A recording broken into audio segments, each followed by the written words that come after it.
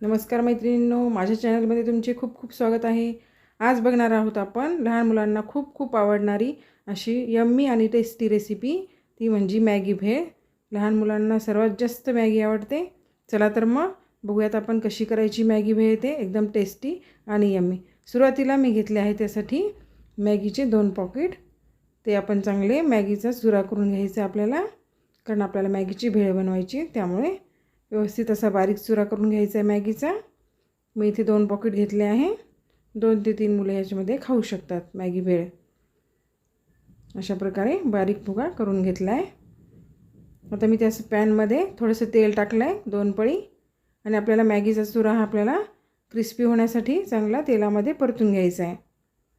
हा चांगला आपण लाल होईपर्यंत चांगला खरपूस भाजून घेऊया।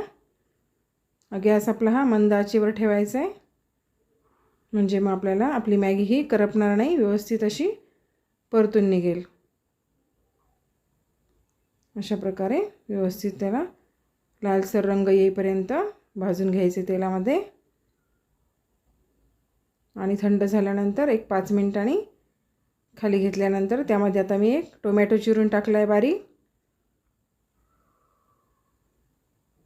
त्यानंतर आता एक कांदा टाकत आहे बारीक चिरलेला।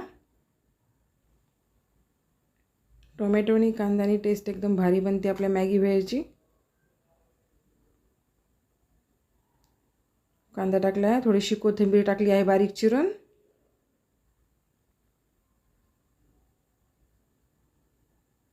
कोथिंबीरीशिवाय तर आपल्या भेळेला मजा नाही। आता मी टाकली आहे बारीक शेव। तुम्ही फिक्की शेवसुद्धा इथे टाकू शकता। आता मी टाकला मॅगी मसाला, 2 पुड्या टाकल्या आहेत 2 पॉकेटला, आणि चाट मसाला टाकला आहे। आता मी इथे मीठ घेतलेलं नाही आहे, कारण मी इथे चाट मसाला थोडासा जास्त प्रमाणात टाकला आहे, 1 चमचा। परत दही पण टाकले आहे 2 चमचे।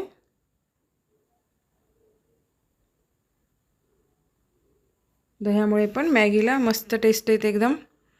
आता मी टाकले आहे टोमॅटो सॉस। तुम्ही तुमच्या आवडीनुसार टोमॅटो सॉस घेऊ शकता, ज्यांना आवडत नाही त्यांनी नाही घेतला तरी चालेल। अशा प्रकारे टोमॅटो सॉस टाकला आहे, आणि आता आपल्याला ही मॅगी भेळ व्यवस्थित मिक्स करून घ्यायची आहे। आता मॅगी भेळ तयार झाल्यानंतर तुम्ही वरून त्यावर लिंबूसुद्धा घेऊ शकता।